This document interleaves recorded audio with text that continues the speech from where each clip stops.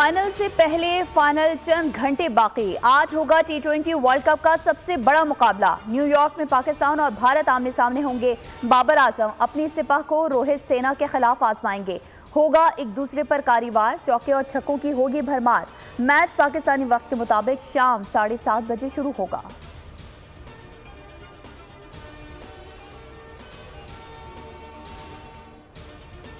पाक भारत टाकरे के लिए बाबर 11 के 11 खिलाड़ियों के नाम फाइनल। आजम खान की जगह इमाद वसीम को खिलाने का इम्कान।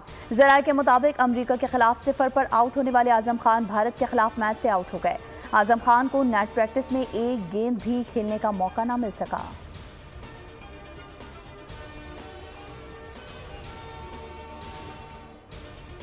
आईसीसी T20 वर्ल्ड कप 18वें मैच में वेस्टइंडीज की युगांडा को इबरतनाक शिकस्त। युगांडा को 134 रन से हरा दिया। वेस्टइंडीज ने मुकर्ररा 20 ओवर्स में 5 विकेटों के नुकसान पर 173 रन बनाए।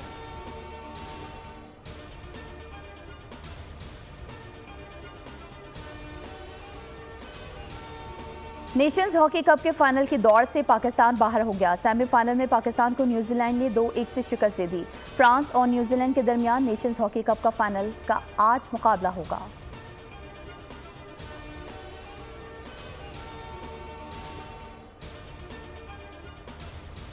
वजीर आजम शहबाज शरीफ 5 रोज़ा तारीखी दौरे चीन मुकम्मल करके पाकिस्तान वापस पहुंच गए। उन्होंने शानदार मेहमान नवाजी पर चीनी क़यादत का शुक्रिया भी अदा किया। कहा, पाकिस्तान और चीन की दोस्ती लाजवाल और बेमिसाल है। चीनी सदर के आबाई शहर शियोन में वजीर आजम की मसरूफियात रहीं।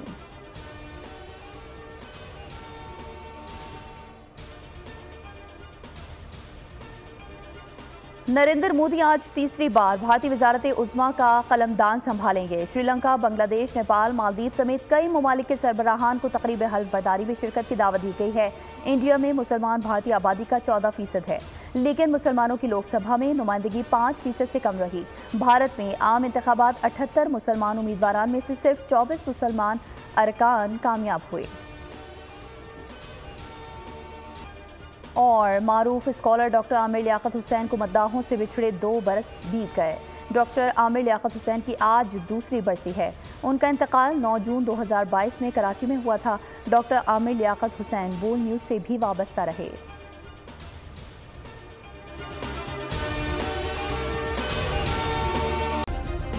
सब्सक्राइब करें और बेल दबाएं ताकि कोई खबर रह न जाए।